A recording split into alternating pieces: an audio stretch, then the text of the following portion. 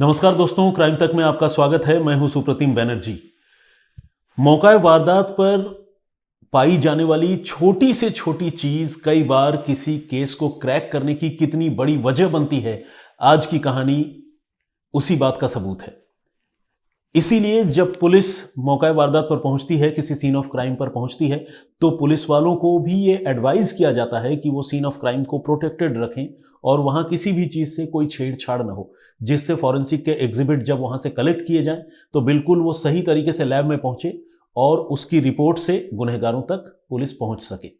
तो ये एक एसओपी है, स्टैंडर्ड ऑपरेटिंग प्रोसीज्योर, जो बहुत ज्यादा जरूरी है क्राइम इन्वेस्टिगेशन के लिए। तो आज की कहानी कुछ इसी बात के इर्द गिर्द है। यह घटना जो है 13 मई 2022 की है, अब से कुछ महीने पहले की, और जगह है मेरठ, पश्चिमी उत्तर प्रदेश का सबसे इंपॉर्टेंट शहर। तो मेरठ में परीक्षितगढ़ एक जगह है जहां पर आम के बगीचे में सुबह सुबह लोगों को एक शख्स की लाश पड़ी मिलती है। जब लोगों की नजर लाश पर जाती है तो फौरन लोग पुलिस को फोन करते हैं। पुलिस लवाजमे के साथ वहां मौके पर पहुंचती है, यानी टीम के साथ, और लाश का मुआयना करती है। तो पुलिस ये देखती है कि जिस शख्स की हत्या की गई है उसे बिल्कुल पॉइंट ब्लैंक रेंज से, यानी करीब से गोली मारी गई है। उसके निशान जो है उसके बॉडी पर साफ विजिबल थे, यानी नजदीक से गोली मारे जाने के सबूत पुलिस को नजर आ रहे थे। इस आदमी की उम्र तकरीबन 50 साल के आसपास थी, लाश को देखने से जो अंदाजा लग रहा था, लेकिन मरने वाले को आसपास मौजूद कोई भी पहचान नहीं पा रहा था।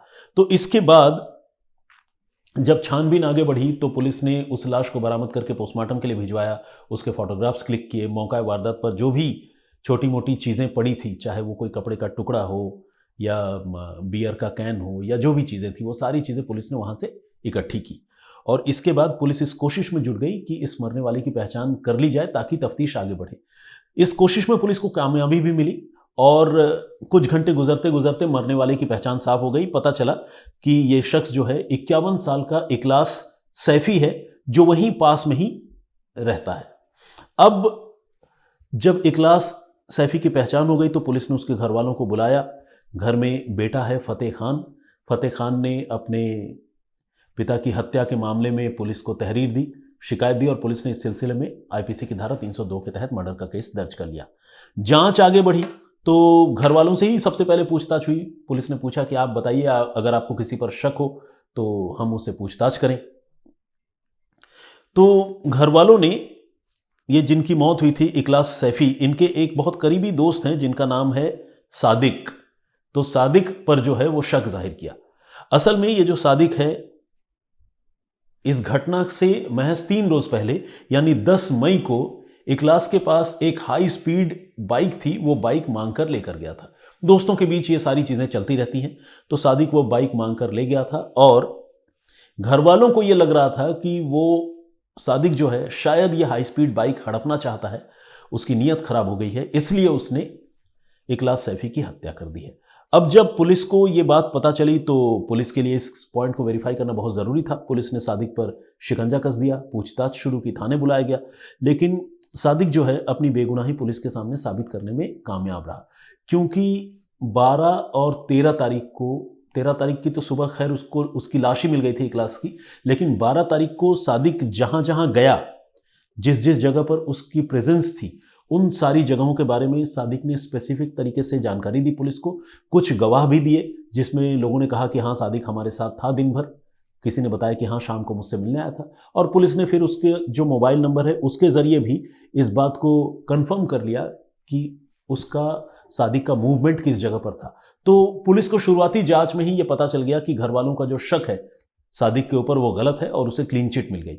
लेकिन सादिक को तो क्लीन चिट मिल गई, चलिए उसकी जान बची, लेकिन पुलिस के लिए मुसीबत जस की तस थी कि आखिर इकलास सैफी की हत्या किसने की और क्यों की।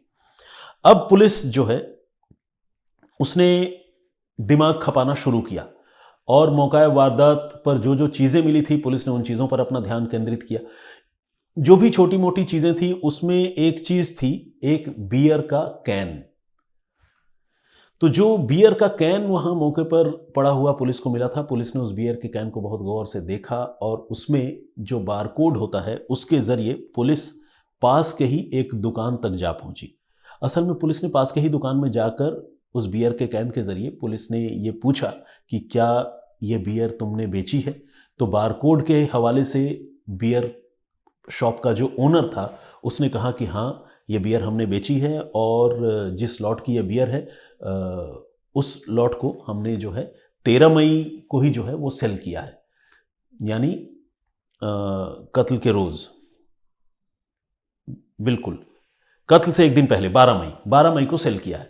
तो जब ये बात पुलिस को पता चली तो फिर पुलिस ने ये तय किया कि जो दुकान है उस दुकान के आसपास जो सीसीटीवी कैमरे लगे हुए हैं, पुलिस ने ये तय किया कि उस सीसीटीवी कैमरों के जो फुटेज है उसको पुलिस एग्जामिन करेगी ताकि ये पता चल पाए कि ये बियर का कैन कौन वहाँ से खरीद कर ले गया था। पुलिस ने 12 तारीख के दिन भर के सीसीटीवी फुटेज की स्कैनिंग की और स्कैनिंग करने के बाद पुलिस को एक चौंकाने वाली तस्वीर नजर आई। वो चौंकाने वाली तस्वीर थी इखलास सैफी की, और इखलास सैफी जो 51 साल का इंसान है, शख्स था, उसके साथ मौजूद एक बिल्कुल नए उम्र के लड़के की, मतलब जिसकी उम्र 20-22 साल की हो। तो इखलास सैफी एक नए उम्र के लड़के के साथ इस बियर की दुकान में बियर खरीदता हुआ 12 मई को दिखाई दे रहा था। लेकिन ये लड़का कौन था?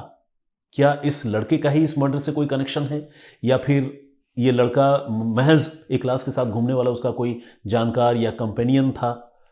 इस मर्डर केस को आखिर पुलिस ने इस बियर के कैन से कैसे सुलझाया?